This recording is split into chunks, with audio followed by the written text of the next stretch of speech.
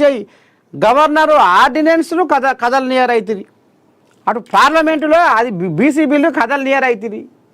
పగ్గాలు పట్టుకొని ఈ ముగుదాలు ఇట్లా పట్టుకుంటేవి, ఆడ పగ్గం అట్లా పట్టుకుంటేవి. ఈ చేతనేమో ఆర్డినెన్స్ కథ, ఆ చేతనేమో పార్లమెంట్లో బీసీ బిల్లు కథ. రెండు పగ్గాలు చేత పట్టుకుంది మీ బీజేపీలోనట. మళ్ళీ ఈడరాయనదు ఎంత ముద్దుగా మాట్లాడుతుండో బీసీలకు రాజ్యాధికారం రావాలని. అందుకనే నిన్న జనాలు కూడా గదే అంటున్నారు.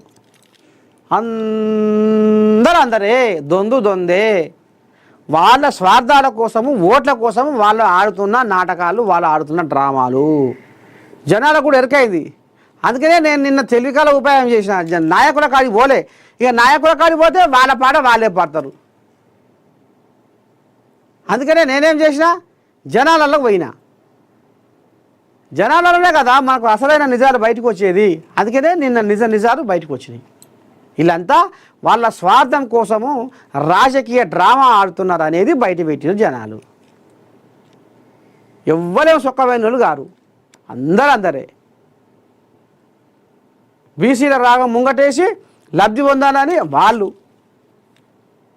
లబ్ధి పొందాలని వీళ్ళు, బీసీల పాటపడి 100 మార్కులు కొట్టాలని ఇంకొకరు. అంతేగాని ఇలా బీసీలు అంటే ప్రేమ, బీసీలకు ఏదో చెయ్యాలనేది మాత్రం ఎవ్వరికి గుండెలా ప్రేమ మాత్రం లేదు అనేది జనాలు నిన్న కుండ బద్దలు కొట్టిరు రాణిగంజిలా.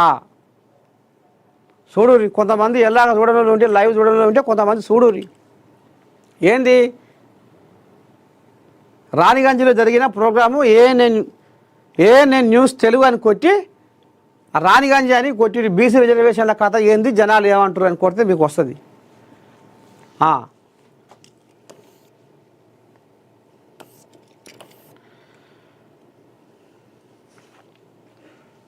ఇగో వీళ్ళు ఏంది కథ. బీసీ ఫర్ జస్టిస్ పేరుతో 42% రిజర్వేషన్ల అమలుకు బీసీ జేఏసీ చేపట్టిన రాష్ట్ర వ్యాప్త బంద్కు బీఆర్ఎస్ పార్టీ సంపూర్ణ మద్దతు ప్రకటించింది.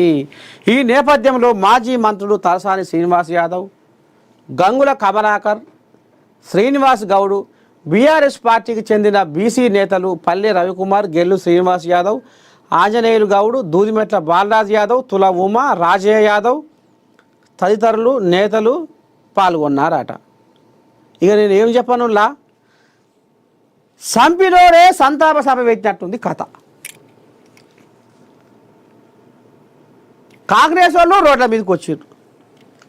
ఇగో బీఆర్ఎస్ వాళ్ళు చూడు ఎక్కడ ఇది, ఏడబెట్టింది కథ, ఏడ ఇది. తెలంగాణ భవన్ నుంచి ఆర్టీసీ క్రాస్ రోడ్ వరకు ర్యాలీగా వెళ్ళి రహదారిపై బైఠాయించారు. 42% రిజర్వేషన్లు అమలు చేయాలని పెద్దపెట్టున నినాదాలు చేశారు.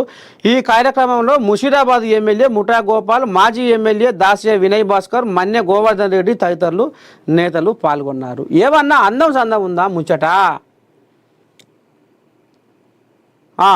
ఇక ఈ కోడియాగలేవో ఇప్పుడు మేము బీసీల కోసం పోరాడుతున్నామని చెప్పుకుంటేందుకు ఇగో ఈ ఫోటో వాళ్ళు గుంజిపిచ్చి సోషల్ మీడియాలో పెట్టిపించినాయి వీళ్ళు.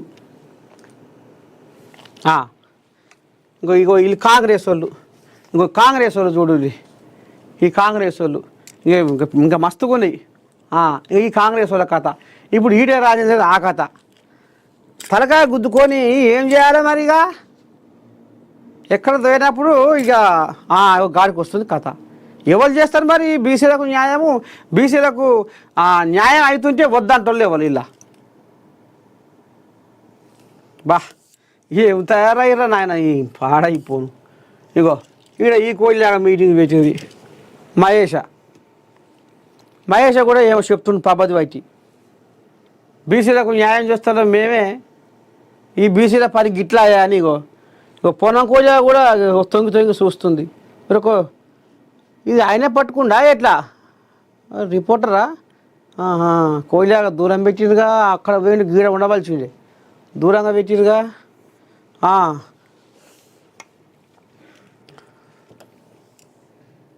ఏంది సకదానం చదవకుండా. బీసీ బంధు దిల్సుఖ్ నగర్లో ఉద్రిక్తత. ఇంకో బస్సుల ముందర బీసీ కోయిలాగలు. రామ ఏమనాలో ఏం మాట్లాడాలో ఏం కథో అర్థమైతే లేదు. శనివారం బీసీ జేఏసీ పిలుపునిచ్చిన బంద్కు సంఘీభావంగా ఆదిలాబాద్ పట్టణంలో పార్టీ శ్రేణులతో కలిసి పాల్గొన్న Congress party Adilabad assembly in charge Kandi Srinivasa Reddy. ఇక ఈ పెద్ద మనిషి కూడా మొత్తం బస్ డిపోలనే అండబెట్టిండుగా, బస్ డిపోలనే అండబెట్టిండు. మొత్తం ఇంకో జెండాలు పట్టుకోరు కథం. ఎంతవరకైనా పురస్తే బీసీలకు 42% రిజర్వేషన్ల కథ ఏంది తేలేదాకా ఊకోమనేది ఇప్పుడు ఆయన కూడా మంకు పట్టు పట్టి ఇగో బలగాన్ని ఎంటేసుకొని ఆయన కూడా బీసీ బంద్కు మద్దతు ఇస్తుండు.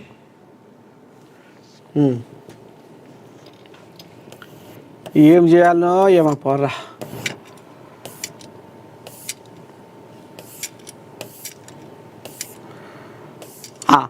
నూటికి ముచ్చం మనం ఒక ముచ్చట చెప్పుకోవాలి, ఎందుకంటే అది ఆయివన్న వార్త.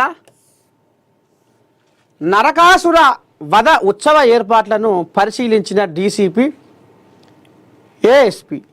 నరకాసుర వధ కార్యక్రమానికి పటిష్ట బందోబస్తు. అయ్యా ఒక్క మాట, సరే నరకాసుర అంటే దీపావళి పండుగ వచ్చినట్టే, దీపాల కాంతులతోటి ఇక ఇల్లు ఆకాశంలో సుక్కల్లాగా మెరిసిపోతుంటాయి ఇక ఇండ్లు. ఇప్పుడు